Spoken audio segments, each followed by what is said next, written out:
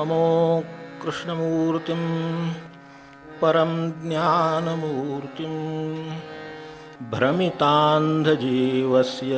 खलु दीपस्तम्भं प्रकाशितो मुक्तिमार्गश्च येन प्रज्ञां च दैवीं प्रतिभां नमामि।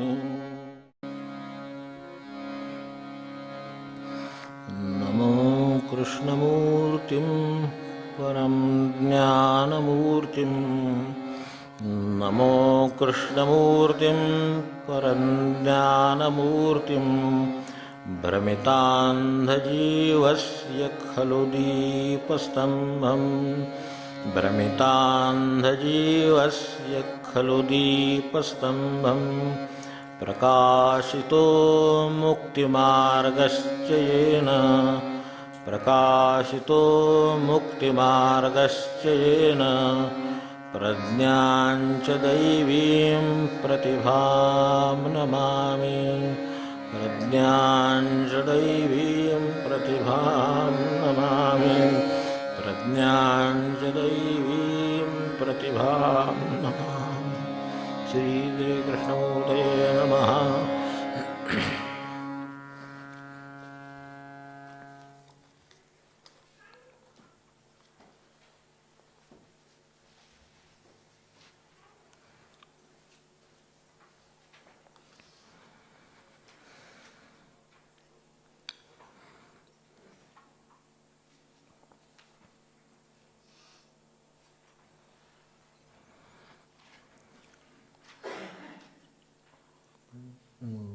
काही बऱ्यापैकी 8-10 मुद्दे बघितले जे आपल्याला लागू होतील, पुढे उपयोगी पडतील. नेहमीची साधना करताना सुद्धा एक आणखीन सावधानतेनं अधिक चांगल्या तऱ्हेनं करता येईल. त्यात आड येणाऱ्या गोष्टींच्या विषयी ते बोलतात, ज्या पूरक होतील अशा गोष्टींच्या विषयी बोलतात. गेल्या वेळेला आपण एक साधा प्रश्न बघितला होता की निसर्गातल्या एखाद्या वस्तूशी आपलं खरोखर असं काही प्रेमाचं नातं आहे काय? झाडाचं असेल, पानाचं असेल, फुलाचं असेल, कसली असेल. कारण निसर्गातलं मुद्दम म्हटलं त्याच्यामध्ये की माणूस आला की बाकीच्या गोष्टी सगळ्या आल्या, मग त्यात तो त्या ज्या ते अभिप्रेत आहेत त्याच्या पद्धतीनं तितक्या निरपेक्षपणे असं तऱ्हेनं जाऊ शकेल की नाही, तिथे काही प्रश्न येत नाही. निसर्गाच्या बाबतीत ते सोपं पडतं, म्हणून त्याने तो एक मार्ग विचारला की असं एखाद्या निसर्गातल्या कुठल्याही एखाद्या गोष्टीशी आपलं काही नातं आहे काय, ते विचारण्यामध्ये जो भाव होता तो थोडा सांगायचा राहिला, म्हणून फक्त आज त्याचा उल्लेख सुरुवातीला मला आठवण झाली की असं का म्हटलं आहे त्याने. तर ठीक आहे, निसर्गात तर काय इकडे झाड आहेत, पेड आहेत, अमुक आहे, दगड आहे, हे आहे, काय डोंगर आहे, अमुक आहे, तमुक आहे. ते ज्याचं जेव्हा त्याचं एक नातं असतं, ते नातं त्या अर्थाने आपण त्याला निर्जीव मानतो किंवा निसर्ग मानतो, म्हणजे किमान पक्षी आपल्यापेक्षा कमी मानतो. आपण सजीव आणि मोठे विचारवंत वगैरे सगळं असल्यामुळे तसं मानतो.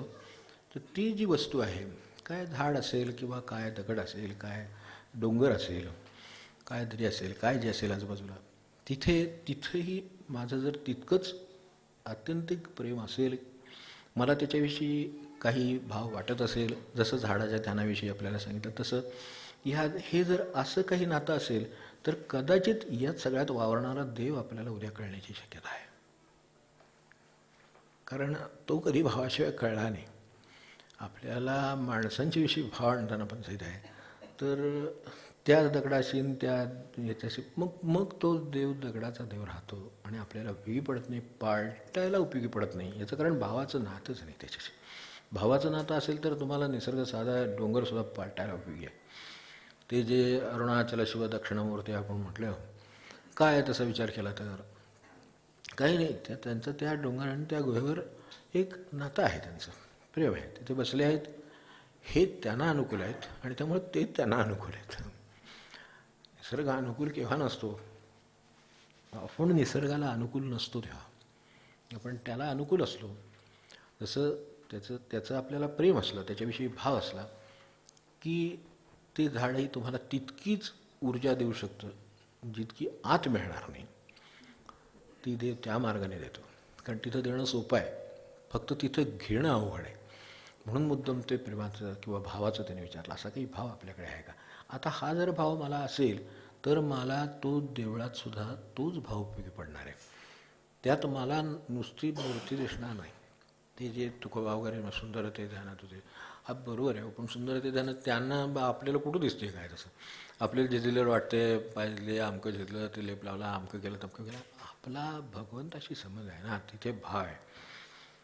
तर तो भाव तिथे निर्माण का होत नाही, तर माझा भावच नाही आहे कुठे ह्याच्यामध्ये. तो जर भाव इथे कुठे असेल तर तिथे नक्की आपल्याला तो दिसेल.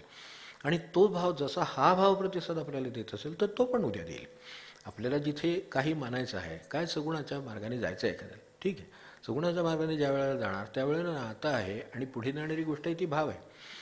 त्याची पूजा किती वेळ केली आणि काय केली आणि ते उभा राहिलो तो दर्शनाला किती वेळ, याच्याशी नाही संबंध. मला त्याचं नातं जमलं का काही, मला देवाचं जसं, त्यासाठी म्हणून निसर्गाचं विचारलं त्याने की निसर्गाचं असं तुमचं काही आहे का.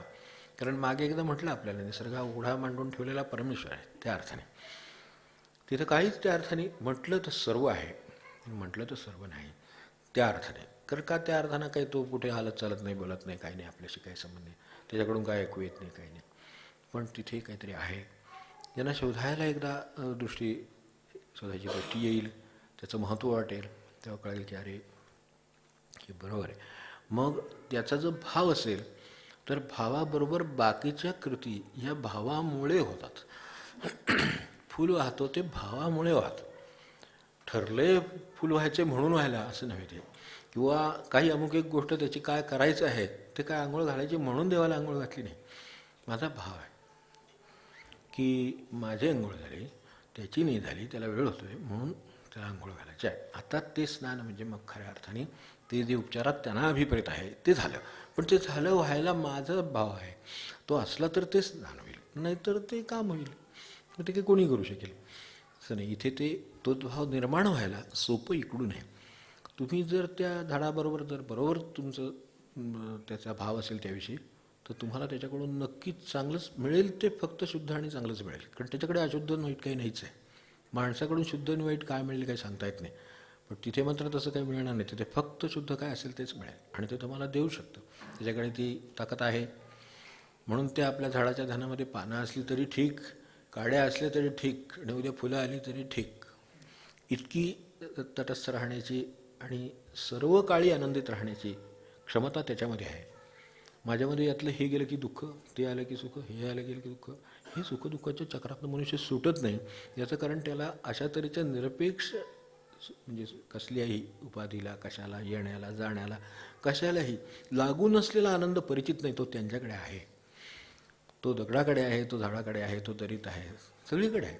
मग तो तिथला एकदा कळायला काय, थोडं सूक्ष्मतेचं काम आहे. असं झाडासमोर बसला आहे किंवा ह्याच्यासमोर बसला आहे तर सामान्य माणसाला वाटतं हे काय प्रकार आहे, हे नाही. तो खरी भक्ती करतो आहे, कारण त्याला खऱ्या भक्तीची वाट त्यातून सापडणार. इथे ज्याला सापडलं त्याला फोटोसुद्धा जिवंत असतो. मग फोटोला सांगितलेलं ऐकू जातं, कारण झाडाला सांगितलेलं ऐकू जातं हे कळलेलं आहे. हे सगळं जोडलेलं असल्यामुळं तुम्ही ते फोटोला सांगितलं का झाडाला सांगितलं याच्याशी काही संबंध नाही, तुमचा प्रश्न कळलेला आहे. कारण कळायची क्षमता असते हे कळलेलं आहे. ते कळायला आधी त्याचं ध्यान झालं असेल तर ते कळेल, किंवा त्याच्याशी तसा भाव असेल तर ते कळेल. काही आपल्याला कुठे अमुक ठिकाणी जायला पाहिजे असं नाही. ते जे पांगेराच्या स्वामी म्हणायचे तसं आहे ते, की वायरलेस आली. आता वायरलेस कशी आली, कनेक्टिव्हिटी आहे म्हणून संपर्क आला. ती कनेक्टिव्हिटी त्यांची सगळीकडे आहे. मी कुठून त्याच्याशी जोडला जाणार एवढं मी ठरवायचं. मी काही सगळ्या म्हणजे पूर्वीच्या काळात भाषेत बोलायचं तर मी काही सगळ्या टेलिफोन लाईन सगळ्या भारतभर फिरवलेल्या नाहीत. मी फक्त एकशेशी जोडला जातो. तो एकदा जोडला गेला मी सगळ्या भारताशी जोडला गेलेला आहे. कुठेही तुम्हाला काय बोलायचं आहे ते तुम्ही त्याच्यावरनं बोलता, कारण आपण सगळीकडे जोडले गेलेलो. तिथे लागलेला कॉल आपल्याला काय हैदराबादमध्ये लागेल, याच्यामध्ये लागेल, कुठे काय बेंगलोरमध्ये लागेल, कुठेही लागेल. तुम्हाला कुठे बोलायचं आहे तिथे तो लागेल, कारण मी त्याच्याशी जोडला गेलो. तसं ते जोडलं जाण्याचं सोप्यात सोपं साधन म्हणून निसर्ग सांगितलं. कारण त्याच्यासाठी शोधाशोध करायला नको. इकडं आपल्याला कनेक्शन मिळायची पंचायत आहे, मिळालेली टिकायची पंचायत आहे. हे सगळं अशी परिस्थिती बाहेर असू शकते, हे ह्युमन आहे, पण तिथे ते डिव्हाइन आहे. त्यामुळे त्याचं कनेक्टिव्हिटी कधीच जात नाही. तेव्हा बाळकापानंही तुम्हाला तेवढीच प्रेरणा देऊ शकतं जेवढं एखाद्या हिरवगार पान देऊ शकतं. पण हे हिरवगार पानसुद्धा रामाच्या सत्तेचं आहे, हे लक्षात ठेवायला पाहिजे. मग ते कळतं की त्याच्या सत्तेनं हालतं. मग झाड नाही डोक्यात पडत, मग फांदे नाही डोक्यात पडणार. घडणारच नाही, कारण तिचा जीव आहे. आपला जसा भाव आहे तसा त्याचाही आपल्याबद्दल भाव आहे. मग हा पूल निर्माण झालेला आहे. मग तो तुम्हाला कुठे बोटोला लावा, तुम्ही लागू करा, तो तुम्ही समाधीला लागू करा, तो तुम्ही माणसाला लागू करा, कुठे जाल तिथे तुमचा तो भाव बरोबर आहे. आणि तो भावाचा पूल असल्यासारखा आहे, त्याच्यामुळे ते निर्माण रहदारी निर्माण होते. पूल टाकला गेला की इकडून तिकडे जातोच मनुष्य, पण तिकडचा पण इकडे येतो. जसा झाडामध्ये शुद्ध भाव आहे तसा तो झाडामधला शुद्ध भाव आपल्यामध्ये पण येऊ शकतो. आपलं शुद्धीकरण होणार कसं, तर ते तिथं आहे, तिथून इकडे येतं, म्हणून माझं हळूहळू शुद्ध होते. हा वेळ लागणार इथे म्हटलं आहे. आता आपण जे अभंग म्हटले तो तेवढ्यासाठी आहेत की हे संत येतात ते हे सांगायलाच येतात. हे गुज आहे, असं काही कोणी म्हणत नाही. व्यवहारामध्ये मनुष्य काय म्हणेल, फार तर देवधर्माला म्हटलं की जाऊन या म्हणेल, कोणीतरी यात्रेला जावं म्हणेल, याला जावं म्हणेल, काय पूजा करा म्हणेल, अमकं करा, काय व्रत करा. ते नाही सापडणार. भावाचं काम आहे. तुम्ही केलं तरी चालेल, तुम्ही यात्रेला गेलात तरी चालेल, दर्शनाला जावा, काय तुम्हाला करायचं करा, भावानुसार काही उपयोग नाही. आणि तो भाव निर्माण करायला याची गरज नाही. हे इतकं सोपं आहे की ते आपल्याला त्या अर्थाने काही देत नसतानासुद्धा त्याला तेवढ्या काळ पेशन्स लागतो. तो झाला की ते काय द्यायला लागतं ते कळतं. मग तुमचं पाऊसही तुमचाच, उन्हाळाही तुमचाच, झाडंपिढंही तुमचीच, सगळं तुमचंच. कुठलाच ऋतू त्या अर्थाने तुम्हाला त्रास देत नाही, कारण तुम्ही ऋतूचे आहात, तुम्ही पावसाचे आहात, तुम्ही उन्हाचे आहात. एरवी जर ऊन आपल्याला त्रास देत असेल, वाटतं आपल्याला, होतो त्रास, असतोही त्याच्यामध्ये, तेवढा ताप त्याच्यामध्ये असतो. पण भक्ताला ती तापत नाही, कमी तापतं. त्याच्या दृष्टीनं त्याला ते बरोबर, त्याला शेवटी त्याच्याबरोबर राहायचं आहे. आपल्या भक्ताबरोबर राहणं हे देवाचं कर्तव्यच आहे, तसं तो देवच आहे. त्यामुळे त्या पावसालाही बरोबर राहावं लागतं. ते नातं तुटल्यामुळे ही सगळी चक्र सुटली आहेत बघा. ही सगळं चक्र सगळी निसर्गाची चुकली. ती ही निसर्गाशी हे असलेलं नातं आणि त्याच्यापासून असलेला उपयोग, त्याच्यातून मिळणारा भगवंताचा मार्ग, हे सगळं सुटल्यामुळे हे झालं आहे. असं एक विचारलं म्हणून त्यांनी ते एक विचारलं आपल्याला. दुसरं, आपल्याला ज्या पद्धतीची कल्पना हवेपणा जे आहे ती एक दोन गोष्टी त्यातल्या बघायला हरकत की माणसाला तशी सुटका कशातनं होत नसेल तर इच्छातनं. आपल्याला माहिती आहे आपण इच्छांचा एका वेगळ्या कारणासाठी दुसऱ्या संदर्भात विचारही करतो आहे. तर आपली कल्पना अशी असते की इच्छा आहे आणि ती पूर्ण झाली, अमुक एक इच्छा आहे आणि ती माझी पूर्ण झाली, म्हणजे आता सगळं सुखाचं झालं. ते म्हणजे हे तुम्ही मोठ्यानं विचारून बघा. हा लहान मुलांसाठी प्रश्न आहे, पण तरीसुद्धा मोठ्यानं विचारा की असं त्यांचं झालं का. कारण त्यांनी आजपर्यंत अनेक इच्छा बाळगल्या, खूप धडपड केलेली आहे, कष्ट केलेले आहेत, आणि ते आता सुखात आहेत का, असं जरा चौकशी करा, म्हणजे तुम्हाला याचं खरं उत्तर मिळेल. बरं, त्यांच्या इच्छा पूर्ण झाल्या का नाही ह्याविषयी पण त्यांना विचारा, तर ते आपल्याला सांगतील की माझ्या इच्छा पूर्ण झाल्या. पण तुम्ही आता सुखी झालात का, तर ते उठतील नाही. ही दोन्ही जर ते प्रामाणिक असेल तर उत्तर तुम्हाला तिथून मिळतील. तेव्हा कारण त्यांच्या म्हणण्यात सांगायचं झालं किंवा शब्दात सांगायचं झालं तर एव्हरी फुलफिलमेंट, म्हणजे आपल्याला पाहिजे ती की इच्छा पूर्ण झाली पाहिजे. Every fulfilment of desire is a shadow, त्याच्याबरोबर त्याची एक सावली पडते, the shadow of frustration. Every fulfilment of desire as a shadow of, ते आहेच, त्याच्याबरोबर ती शॅडो लागू नये, ती शॅडो ऑफ फ्रस्ट्रेशन येतं. त्याच्यातनं काय होतं, मनुष्याला ते मिळतं, पण ते मिळाल्यानंतर कळतं की यात काही अर्थ नाही आहे, हे माझ्या मागं दुसरं लागतं. जसं एक इच्छा दुसऱ्या इच्छेला जन्म देते महाराज म्हणायचे, ते हे सगळ्या संतांच्या म्हणण्याचा मूळ हा अर्थ बरोबर तिथंच आहे. ते एव्हरी फुलफिलमेंट, तुम्ही कुठलीही घ्या त्यातली इच्छा, तर desires can never be fulfilled. इच्छा ही कधीही पूर्ण न होणारी वस्तू आहे, असं लक्षात ठेवा. म्हणजे जर इच्छा करू नये, काम इच्छा असणार, मनुष्य आहे, त्याला जसं एखादं स्फुरण असतं, त्याचा श्वास चालू आहे, तशी त्याची इच्छा चालू असणार. पण ज्या ज्या इच्छा त्याच्या पुऱ्या झाल्या की तिथे त्याच्या लक्षात येतं ह्याच्यात नवीन काहीतरी सावली पडली कशाची तरी, ती आपल्या भाषेत दुसऱ्या इच्छेची सावली पडली, त्याला ते फ्रस्ट्रेशनचे म्हणतात. त्यामुळे अनेक वेळेला ते पद मिळून, ते अधिकार मिळून सुद्धा आतून मनुष्य अस्वस्थ होतो. तो दाखवेल मला मिळालं, अमुक झालं, तर छान आहे, चांगली गोष्ट आहे, पण त्यांना आतून आपलं अंतरंग तपासलं तर त्याच्या लक्षात येईल की नाही, अजूनही मला काय मिळायचं ते अजूनही मिळालेलं नाही आहे.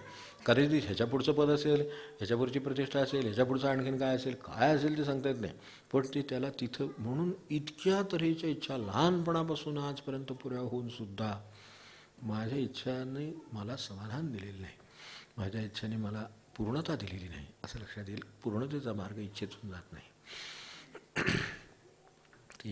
त्या अर्थाने एकदा इच्छांची परिपूर्ती या अर्थाने की ती शक्य नाही. त्यात आत्ता जे म्हटलं तसं शॅडो नव्या इच्छेची एक सावली आहे. कसलेही घ्या, आपलं एक घर बांधायचं, तर घर बांधल्यानंतर असं वाटतं की रंग लावला पाहिजे, नुसतं घर बांधून उपयोग नाही. नव्या इच्छेची त्याच्यात एक सावली पडते. काही करा असं वाटतं की आपण काही करू नये, नुसतं आपल्या काय बजेटमध्ये नसतं, कोणाची काही इच्छा नसते, कोणा असं वाटत असतं काय रंग नाही जगण्यात, ठीक मग तर राहा ना निवांत, झालं नाही पूर्ण काम. पण तसं ते बाहेर जाताना येताना मग लोक म्हणण्यामुळे मग तसं बाहेर वाटतं म्हणून असं वाटतं की नाही देऊन टाकावा रंग एकदा, काय त्याच्यात एवढं, इतका खर्च झाला आहे, इतकं खर्च झालं आहे, आणखीन काय होणार आहे, द्या रंग. रंग दिल्यानंतर वाटतं की आपण हा बरोबर दिला काय एवढा, इतकी काही शेड काय बरं आपल्याला वाटलं, ते कार्ड दाखवतात ना आपल्याला तसं काय, ते त्यात जात नाही पण कार्ड दाखवतात, मग ते त्याच्यात काहीतरी लिहिलेलं असतं, त्याच्या जवळचं काहीतरी होतं ते होत नाही. ते म्हणतात तसं ते मिक्स करताना होतंच, कारण प्रिंटिंगमधलं आणि याच्यामध्ये फरक आहे, हे नंतर सांगणार. त्यांचं काही चूक नाही, त्यांचं बरोबर आहे. मूळ प्रश्न इच्छेचा आणि ती परिपूर्तीचा आहे. तर ती कसल्या इच्छेने ती परिपूर्ती होते, तर तिथं पुन्हा त्याच्याबरोबर काहीतरी दुसऱ्या इच्छेची सावली त्यात पडते असं शब्द त्याने वापरला आहे, शॅडो.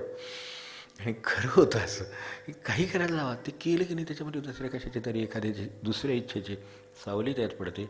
मग ते हवा असलेली गोष्ट असू दे, नको असली असू दे, काही असू दे, तर ते होतं. आणि हे हवं आहे किंवा ते होईल, किंवा ते अमुक एक झालं म्हणजे मी अमुक एक मला होईल, काही झालं म्हणजे काय होणार नाही. तुम्हाला करायचं का, तर आत्ता तुम्ही सुखी आहात. तर तुम्हाला खरंच सुखी व्हायचं आहे तर या क्षणी सुखी व्हायला, ही जी त्यांची भाषा आहे ती यासाठी आहे की या क्षणीही तुम्ही सुखी आहात. पण तुम्ही जर म्हटलं तर माझं अमुक एक होणार आहे आणि त्यानंतर मी सुखी होणार आहे, तर नाही होणार. तुम्ही आत्ताच होणार, इतकी क्षमता आहे माणसाकडे. खरं सांगायचं तर जर ही पूर्ण एवढा उद्योग करायचा, मग ते त्याच्यानंतर आपल्याला ती वस्तू मिळणार, मग वस्तू मिळाल्यानंतर मी सुखी होणार, मग मी शांत होणार, मग याला समाधान होणार, पुन्हा त्यात ती सावली पडणार, म्हणजे आलं उद्योग परत. त्याच्याशी सावलीची भाषाच सोडून देऊ सरळ.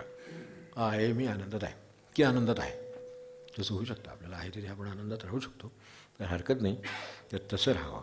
आता प्रश्न जो असतो मोठा दुसरा की मी कशानं सुखी होईन, असं काय केलं म्हणजे सुखी होईन. ठीक आहे, मला तर सुखी व्हायचं आहे, याबद्दल काही प्रश्न नाही, प्रत्येकाला सुखीच व्हायचं आहे, समाधानीच व्हायचं आहे.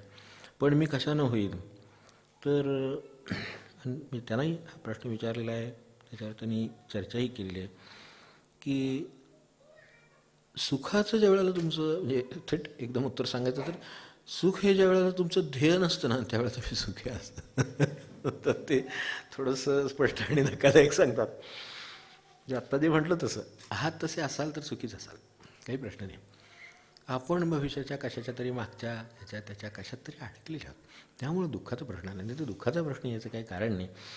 तर ते ज्या वेळेला तुमचं ध्येय नसतं, सुखी होणे माझं ध्येय नाही, त्यांचं म्हणणं मग मी माझं ध्येय काय असावं हा प्रश्न आहे ना. मी सुखी होणं तर माझं ध्येय नाही, तर मी करणार काय. तर मला जीवनाला आणि स्वतःला समजून घ्यायचं आहे, हे ज्याचं ध्येय आहे तो सुखी होणार. हे ज्या अर्थाने सुख शब्द वापरतोय तसं आपण त्याला समाधान म्हणा, आनंद म्हणा, काही म्हणा, दुसरं काही अधिक चांगलं आहे त्याला तेच म्हणायचं आहे. फक्त त्याला तसे शब्द नाही येत तिथे एवढे, ते ब्लिस ब्लिस म्हणायचं सगळं, पण ते ज्यात जे समाधानात जे येतं, जे आनंद शब्दात येतं ते त्यात येत नाही, कारण तो नाहीच आहे तिथे म्हणून. तर ते तसं होतं. पण आपल्याला कळतं की आनंदात आहे, शांती आहे, सुख आहे, ह्याच्यामध्ये जे ज्या अर्थाने आपल्याला म्हणायचं आहे त्या अर्थाने ते जेव्हा ध्येय नसतं, मग काय शिकत असतो आपण, तर आपण आपलंही जीवन शिकत असतो, बाहेरचं जीवनही शिकत असतो.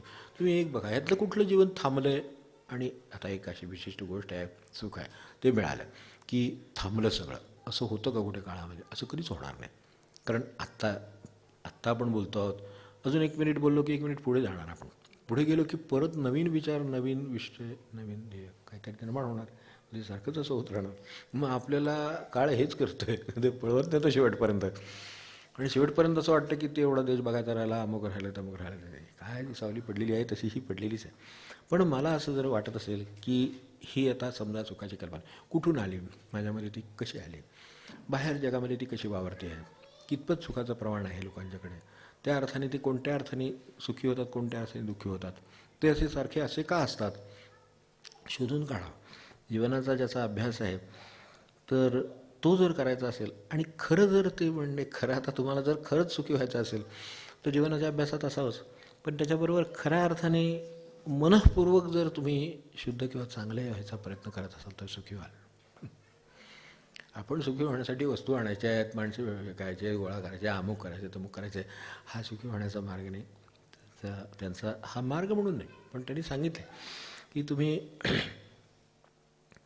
महत्त्वाकांक्षा ही एक गोष्ट आहे, ठीक आहे, व्यावहारिकदृष्ट्या त्याला एक स्थान आहे. पण तुम्हाला जर सुखाचा प्रश्न असेल, आनंदाचा प्रश्न असेल तर महत्त्वाकांक्षेचा त्याग करा. कारण त्यात महत्त्वाचा प्रश्न आहे, ते महत्त्व बदलत राहणार आहे. परत आज ज्याला महत्त्व होतं त्याला उद्या नसणार आहे, नसतंच आहे. आता 100 वर्ष बघतोच आहे, पण काय मागे पुढे आपल्याला काय माहिती असेल तेवढं बघ. तर त्या अर्थाने त्याला नाही, ते त्याच्यात येणार नाही, ते येत राहील आणि जात राहील. ह्या काळासारखंच आहे ते. आज उगवेल, उद्या उगवेल, परवा उद्या मावळेलं सुरूच आहे. त्या अर्थाने तिचा जर त्याग केलेला असेल, तुम्हाला त्या अर्थानं महत्त्वाकांक्षा नसेल तर तुम्ही सुखी जात. कारण ती महत्त्वाकांक्षा आहे म्हणून अडचण आहे. मग पळापळ आहे, मग अमुक आहे, मग ती मिळत नाही, मग त्रास होतो, मग सगळं आहे पुढे सगळं. म्हणजे ज्या अर्थाने आता इकडे ॲम्बिशनबद्दल खूप बोललं जातं, पण प्रत्यक्षात ज्या अर्थाने मनुष्य ॲम्बिशियस असतो त्या अर्थाने समजायला हरकत नाही की तो दुःखीच असणार आहे. कारण ॲम्बिशन ही न पूर्ण होणारी गोष्ट आहे इच्छेसारखी. त्याची जी महत्त्वाकांक्षा आहे ती कधीच पूर्ण होणार नाही. अहो जगात अजून समजा कोणी अगदी मोठ्या पदावरची माणसं आहेत, आता हे आपले राष्ट्रपती वगैरे मोठे असतात, पंतप्रधान मोठे असतात, आणि कोणी मोठे असतात, मुख्यमंत्री मोठे असतात. अहो त्याच्या पुढची अपेक्षा आहे, समजा ते मिळालंच पद, समजा अगदी गृहीत धरून, म्हणजे हे सगळं आपल्या अभ्यासासाठी आहे, बाकी कसं काही संबंध नाही त्याच्यामध्ये. पण राष्ट्रपती झाले तरी सुद्धा असं वाटतं की ही 5 वर्ष संपत आली की हो. तिथं काय करावं आता, तुम्हाला काय करावं म्हणजे हे संपेल. बरं असं काही जगाचा अध्यक्ष करण्याची काही अशी काही योजना नाही आहे. मग आता काय करणार, अजून 5 वर्ष एक्सटेन्शन जर मिळालं ना, बरं हे राष्ट्रपतींचं होऊ शकतं, आणि झालेलं आहे बरं का असे राष्ट्रपती मला माहिती आहे. तर त्या अर्थाने ते झालेलं आहे की तिथे सुद्धा असं वाटतं की 5 वर्ष अजून एक्सटेन्शन मिळालं असतं बरं झालं असतं. नाही तरी मला सांगा, राष्ट्रपतींचं सोडून द्या क्षणभर, ते काय म्हणतात घटनात्मक पद आहे. आपण अभ्यासासाठी विचार करतो आहे, घटनात्मक पद आहे. इकडे काही फार मोठी घटनात्मक पद नाही, पण तरीसुद्धा समजा सून घरी आली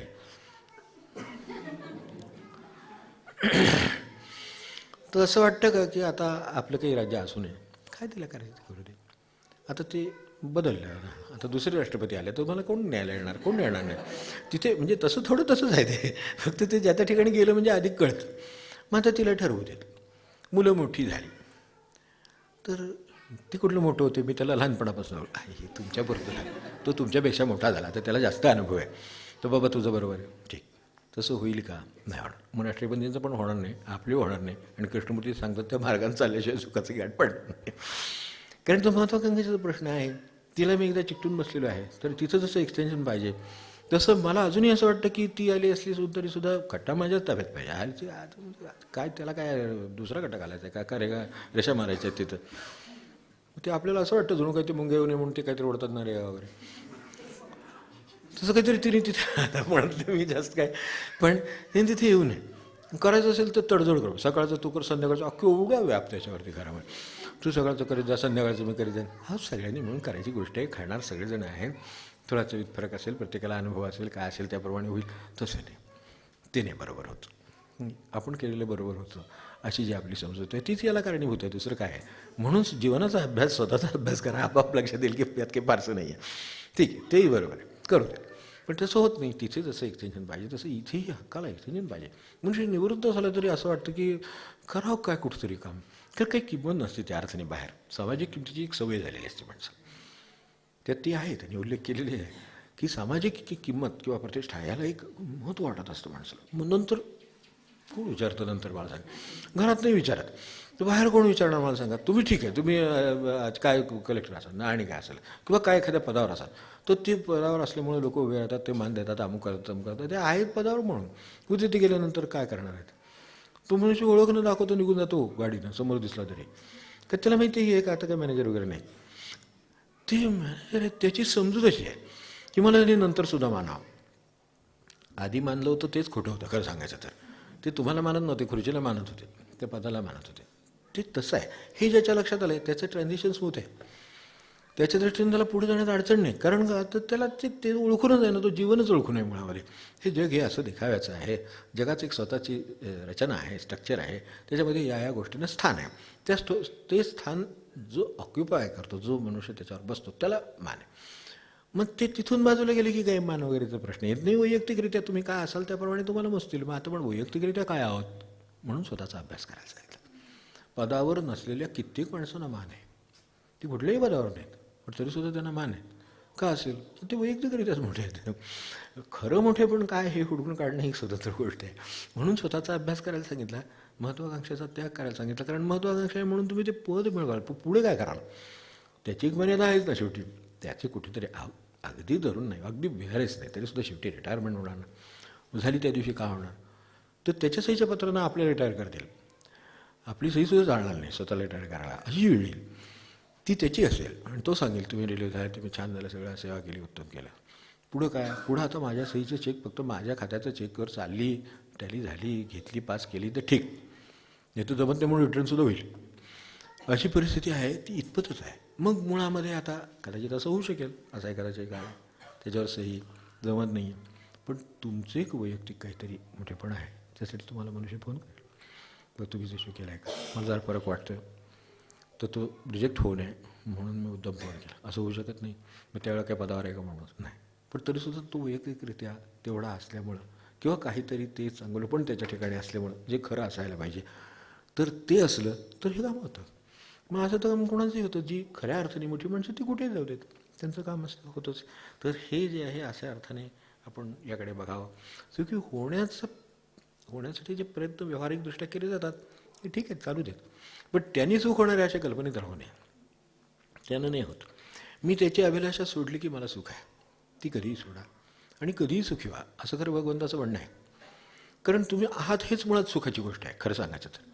पण मी आहे हे दुःखाची गोष्ट आहे असं झालेलं आहे. त्यामुळे मग पळापळाई सगळी बाकीची, माझ्याकडे हे नाही, माझ्याकडे ते नाही, मला अमुक नाही, मला तमुक नाही. आपण कुठं अभ्यास केला आहे. एक समजा एक अशी 25 माणसं आपण घ्या, यांचं जे म्हणणं आहे ते मी संतपदामध्ये आपण बघितलं, तर त्याचं उदाहरण देतानाही म्हणतं की सुशिक्षित माणसं म्हटलं तर शिक्षित माणसं जे लगेच आपण फटाफटा यादी सांगू शकतो. चांगल्या माणसांची यादी काढा असं जर सांगितलं तर मनुष्य एखादं नाव लिहितो म्हणतो आता दुसरं शोधावं लागेल. त्यांनी ते फरक दाखवून दिला एका ह्याच्यात. तर तसंही आहे. यातलं हे जे म्हटलं आहे की अभिलाषा सोडून दिली, आता आहे असा तो सुखी आहे. म्हणजे काय आहे, तर आहे तसं त्याच्याकडे खूप आहे, आपल्याला कल्पना येत नाही. मला पाहता येतं, मला चालता येतं, मला वाचता येतं, मला समजून घेता येतं, मला दुसऱ्याला समजून घेता येतं. ही सगळ्या गोष्टीला काही महत्त्व नाही आहे का मला सांगा. यातली जर काही गोष्ट नसली तर काय दुःख होईल. तसं मी आहे हीच खूप मोठी गोष्ट आहे. म्हणजे ती पण तिच्याकडे आपल्याला आपण ती गृहीत धरलेली आहे. Don't take it for granted. त्यांनी म्हटलेलं आहे असं कधीच काहीच गृहीत धरू नका. त्यांचं म्हणणं माणूसही गृहीत धरू नका, संबंध गृहीत धरू नका, पद गृहीत धरू नका, काही तब्येत गृहीत धरू नका, काहीच गृहीत धरू नका. तुम्ही जसे आहात तसे खरे जे आहात ते चांगले आहेत. तसे तुम्ही उद्याला कदाचित यातलं एखादं कमी जास्त असेल, पण जे असेल ते चांगलंच आहे. एखाद्या वेळेला डोळ्यांना कमी दिसतं, एखाद्या वेळेला दिसत नाही, असं झालं समजा. दुसरा असतो पण तो दिसत नाही असं झाला तरी हातपाय फिरत आहेत अजूनही. तुम्हाला कोणीतरी मदत करणार भेटणार. ज्यांनी डोळे दिले त्यावेळेला त्यांनी अशासाठी दिले की त्याचा जास्तीत जास्त तुम्ही चांगला वापर करावा. तो केला. आता केल्यानंतर मला कमी आली दृष्टी, वयाने आली, कशाने आली, काय झालं समजा, दृष्टी कमी आली, तर तुम्ही त्याचा चांगला वापर केला आहे, तो सगळा देवाकडे जमा आहे. त्यामुळं तुम्हाला आता वाट दाखवण्यासाठी त्याला कोणीतरी सोबती देणं आवश्यक आहे.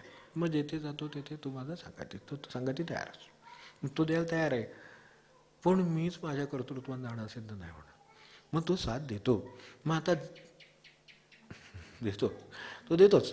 तर तो जो देतो त्याच्यासाठी मी जो आहे तो जर मला माहिती असेल तर माझ्याकडं जे जे आहे ते मी भगवंतासाठी वापरतो. असं आहे काय, शोधण्यासाठी वापरतो. स्वतःला, बाहेरच्या निसर्गाला, देवाला, सगळ्याला शोधण्यासाठी वापरतो आहे असं जर असेल तर आपली वेळ कधीच लढणार नाही. आपल्या वेळेला भगवंत उभा असेल. आपण जर झाडांना पाणी घातलं असेल तर आपल्याला पाणी कमी नाही पडणार. आपण जर ते देवाला दिलेलं असेल तर देवाला परत करणं भाग. कारण ती यंत्रणाच आहे, घेत राहावं आणि घेत राहावं. पण आपलं म्हणणं असं की घ्यावंच, मग घ्यावंच नाही नुसतं चालणार, मग कधीतरी ते मिळणार नाही. तर त्याचं म्हणणं आहे की द्यावं आणि घ्यावं. मग त्याच्यासाठीच दिलं एवढं सगळं. आम्ही काय विकत घेतलं, काय आम्ही घेतलं, काय नाही, सगळं फुकट मिळाले ध्यानी धरा. ते जे म्हणतं तसं फुकट मिळाले ध्यानी धरा. मग ते त्याच्या कामासाठी वापरलं आहे तर तुमच्या कामासाठी त्याला काम करणं भाग आहे. पण हा मार्ग लक्षात येत नाही किंवा त्याच्यावरती निष्ठा नसते, म्हणून अडचण आहे. तर तेवढं करावं. एकच शेवटचा मुद्दा घेतो, आजची वेळ झाली म्हणून, की अलीकडे काय किंवा पूर्वीपासून काय पुढे सुद्धा काय ज्ञानाची एक मोठी आहे, म्हणजे काय त्याला म्हणून आपण तारीफ आहे की ते मोठं समजलं जातं, की नॉलेज ज्या अर्थाने मनुष्य विविध विषयांचं त्याला ज्ञान असतं. जास्तीत जास्त काय होईल, अगदी आपण एन्सायक्लोपीडिया समजू त्याला, इतकं काही होणं शक्य नाही. पण त्यातल्या निदान एखाद्या क्षेत्राचं, एखाद्या विषयाचं, एखाद्याचं ज्ञान, तर ते ज्ञानी मनुष्य हा मानाची वस्तू आहे, बरोबर आहे.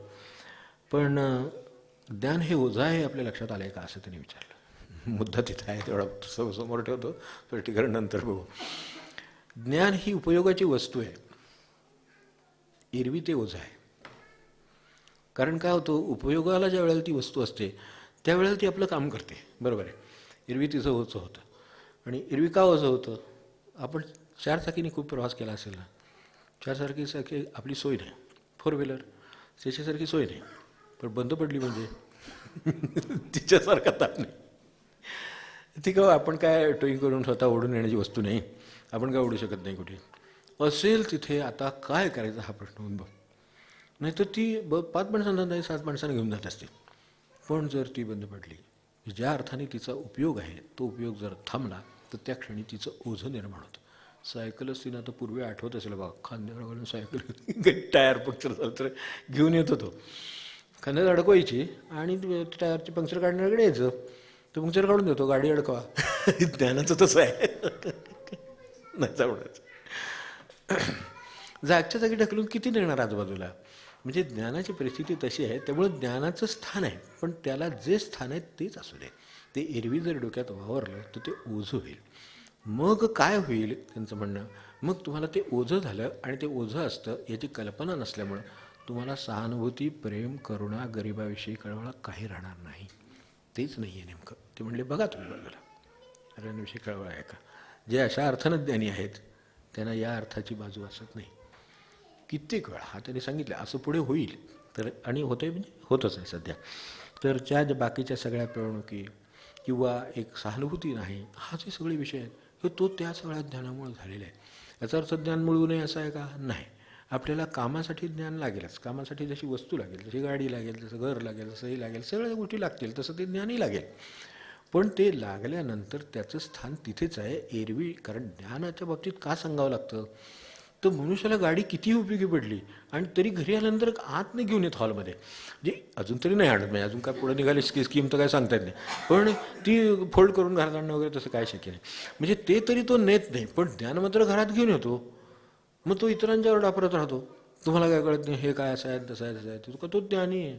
ज्ञानी कशाचा आला आहे, एक विषय त्याला कळतो कुठला तरी, काय त्याचा अभ्यासाचा विषय असेल, काय शिकवलेला असेल, शास्त्राचा असेल, काय काय त्याचं असेल ते, पण ते तेवढंच आहे, ते तिथेच उपयोगी पडतं. दुसऱ्या ठिकाणचं आपल्याला काय माहीत नाही म्हणावं लागतं. म्हणजे ज्ञान नाही, त्याच्याबरोबर कितीतरी अज्ञान वावरत असतं याची ज्याला जाणीव असेल, त्याच्या ठिकाणी नम्रता असेल, मग तो बाकीचे सगळे सद्गुणांना ते वाट मिळते.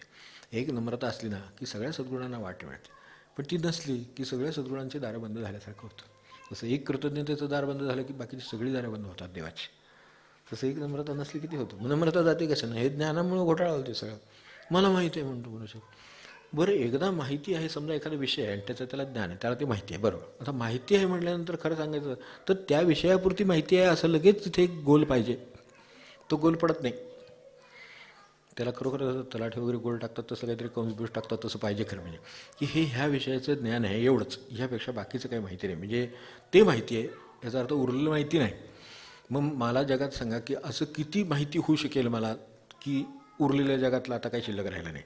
हे कठीण आहे, आपण कल्पना करून बघितलेली बरी नसती. त्यामुळं ज्ञान जेवढं असतं ते अहंकाराला आणि बाकीच्या सगळ्याला जे सांगितलं तसं कळवळा नाही, सहानुभूती नाही, गरिबाबद्दल नाही, काय नाही, घरातल्याबद्दल नाही, कोणाबद्दल नाही, कट्टू ज्ञानी झाला. अज्ञानी काय झाला, त्यांनी त्याला तेवढं माहीत झालं. आता त्या ज्ञानाचा परिणाम म्हणून काय होतं, तर त्याला कुठेतरी यश मिळतं, पद मिळतं, अमकं मिळतं, तर ठीक आहे, तेही बरोबर आहे. पण त्याचा अर्थ त्यांनी बाकीच्यांना मोजू नये का, त्यांचं ज्ञान समजून घेऊ नये का, त्यांनी नम्र असू नये का, त्याला सहानुभूती असू नये का, त्याला इतरांच्याबद्दल काही करुणा असू नये का, त्याला यश मिळालं, त्याला पैसा मिळाला, तो जो गरीब आहे त्याला त्यांनी देऊ नये का, किती गोष्टी त्या एका गोष्टीत आहेत. तर या अर्थाने ज्ञानाकडे बघा असं त्यांचं म्हणणं आहे. मी आपल्यापर्यंत पोचवायचा प्रयत्न केला. आज थांबूया, वेळ झाला.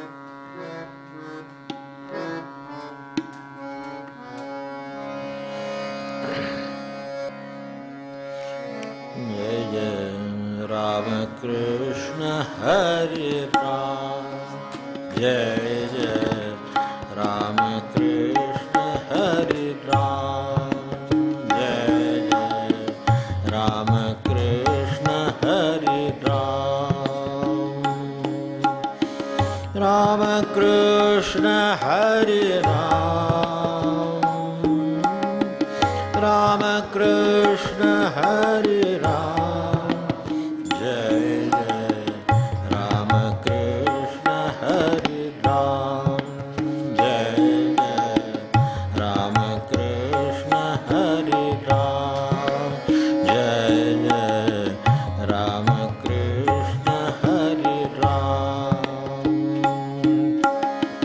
रामकृष्ण हरे राम, रामकृष्ण हरे राम, जय जय रामकृष्ण हरे राम, जय जय रामकृष्ण हरे राम, जय जय रामकृष्ण हरे राम. जानकी जीवन स्मरण जय जय राम.